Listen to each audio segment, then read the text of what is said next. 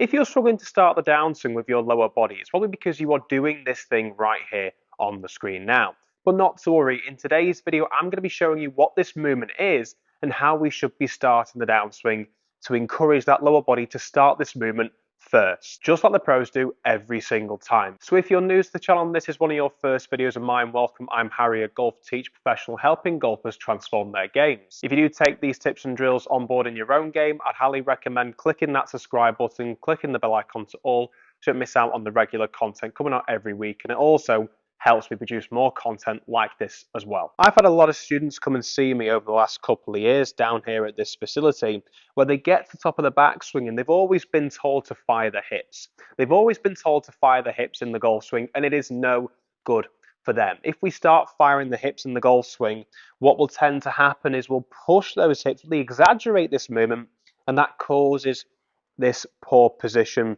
to take place as we make our way into the downswing here. You can see the wrist angles are off here simply because the club face is left wide open. I've tilted out in my spine angle, this 45-degree angle that we want to see. We've extended upwards, and this motion here, my trail arm here is really stuck on my trail side of the body, so I've got to release the golf club, extend this right arm to hit the golf ball, and it causes loads of inconsistent outcomes. So the reason why you're struggling to start the downswing with the lower body is simply because you're trying to fire the hips in the incorrect way.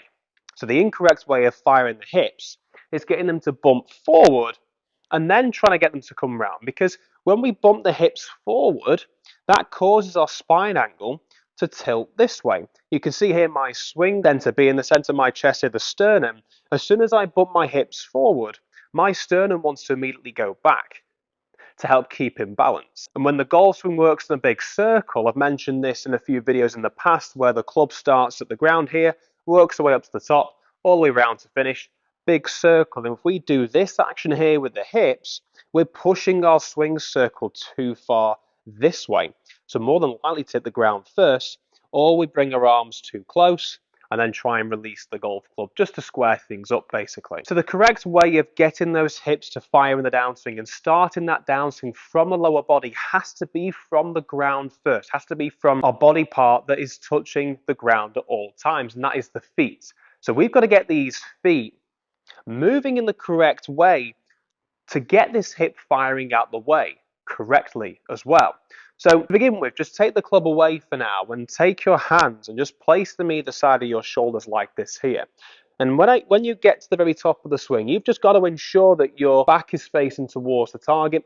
We've made this nice, big, good turn into the backswing here, where if we were to draw a line from my shoulders here, they're pointing directly at the golf ball, if not ever so slightly behind the golf ball. Now, when starting this downswing, we'll go this way.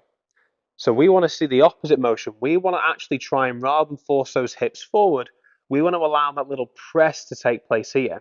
And when I say this press, I'm just bending my knees even more, almost squatting into the ground a little bit more, dipping in height to really get the pressure working into the ground from my feet. Because in reaction to this, when we squat down to the ground like this here, what's going to happen is we're going to want to push back up. And as we push back up, as long as we're thinking, right, chest needs to rotate towards the target, that's going to really push and extend that left knee, the lead hip, out the way in time to make contact with the golf ball. So rehearsing this a couple of times in stages, building our way up to the top, down for two, then allowing this push upwards, getting our chest to face towards the target. And you can see here I'm keeping almost in my posture as I'm doing this from that camera angle over there for the side on view. And that's allowing me then to really push upwards and get this hip firing away towards the wall behind me. So the key is to get that hip firing to the wall behind us and to really force that to take place before we make contact with the golf ball, because that's how the sequence should start, to hit the golf ball pure. So when you start trying this with a club, I've got a 7-iron here, but I'd highly recommend starting off with a higher lofted club, something like a pitching wedge, sand wedge, because it is a lot smaller. If you begin starting off doing this with a much stronger lofted iron, or even the woods or driver, you're going to find it really difficult to make this move, because as we make our way into the backswing and get this press into the ground, we're dipping in height. We're exaggerating this feeling of dipping in height to begin that movement on the way up. So with longer clubs, it's going to be harder to do. It's going to be harder to trust this action here and then push back up in time to hit the golf ball. Now, when you're rehearsing this with the golf club, don't be afraid of squatting down a good couple of inches. In the actual swing itself, it's only going to be an inch in height. If you watch a couple of the best players in the world at the moment, Rory McIlroy is a great example. He presses into the ground to start off with, and he starts to push back up from there. He gains that height back as he makes contact with the golf ball. So in stages 1 to the top, press down, and you can see as I'm pressing down, I'm just ensuring that my back is continuing to face towards the target or where I'm aiming for. That flag over there in this indoor facility, and then I'm pushing back up from the ground after that, and that's when I can start to get my chest to face towards that flag, towards that target out on the driving range of the golf course. So up to the top, squatting down, and then pushing back up and through. And then as we start to build this up into an all-in-one motion swing, it will feel much easier to do if you let go.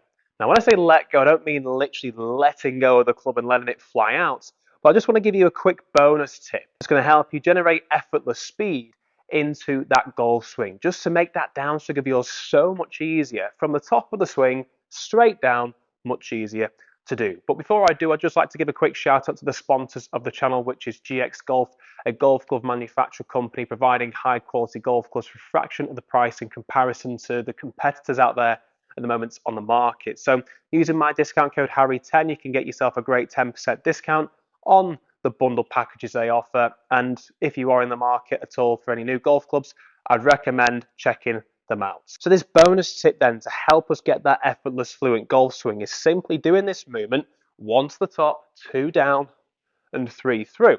But what was the difference between that swing there and this swing here? This one here looks really stiff, doesn't it? Obviously, my lower body switched on and getting that movement to take place, but my upper body on the second swing was very, very stiff. So we've got to allow those arms, those shoulders, those hands to relax.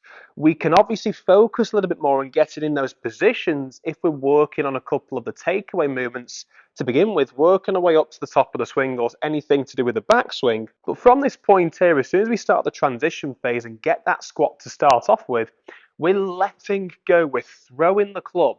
And I don't want you to think throwing the club like we were to throw a ball overarm, because that would cause us to get a bit over the top. That tension to take place in the right arm, the trail arm in the golf swing.